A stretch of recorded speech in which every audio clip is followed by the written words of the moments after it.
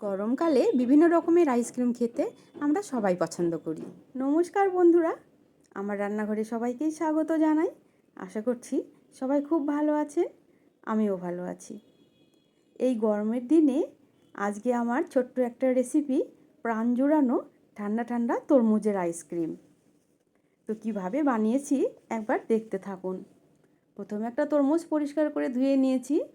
এবার একটা ছুরির সাহায্যে তরমুজগুলোকে পিস পিস করে কেটে নেব। একটা পাত্রে তরমুজগুলোকে পিস পিস করে কেটে নিয়েছি। এবার তরমুজগুলো থেকে তরমুজের রসটাকে বের করে নেব। বীজগুলোকে খুব ভালো করে ছাড়িয়ে নেব। এবার দেখুন রসগুলো খুব সুন্দর করে বেরিয়ে এসেছে। এবার বীজগুলোকে ছাড়িয়ে নেব। একটা পাত্রে নিয়েছি ঘন করে ফোটানো দুধ, ওর মধ্যে নেব ডাস্ট করা চিনি। আমি চিনিগুলো মিক্সিং জারে ডাস্ট করে রেখেছিলাম। এবার সেখান থেকে 3 চামচ চিনি দুধগুলোর মধ্যে দিয়ে দিয়েছি। এবার দেব গুঁড়ো দুধ। গুঁড়ো দুধ আমি 2 চামচ এখানে দিয়েছি।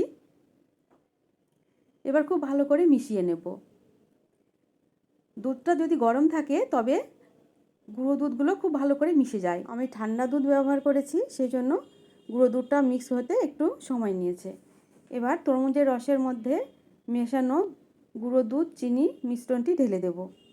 সবগুলো একসঙ্গে খুব ভালো করে মিশিয়ে নেব।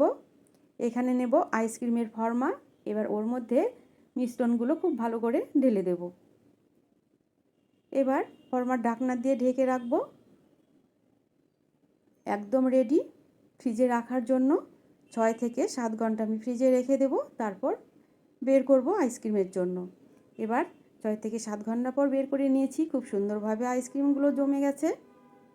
এবার 5 থেকে 6 মিনিট ওয়েট করার পর আইসক্রিমগুলো বের করে নেব আর সার্ভ করব। এই ছিল আজকে আমার তরমুজের আইসক্রিম রেসিপি। আপনাদের যদি রেসিপিটা ভালো লেগে থাকে অবশ্যই ট্রাই করবেন। আজকের মতো টাটা।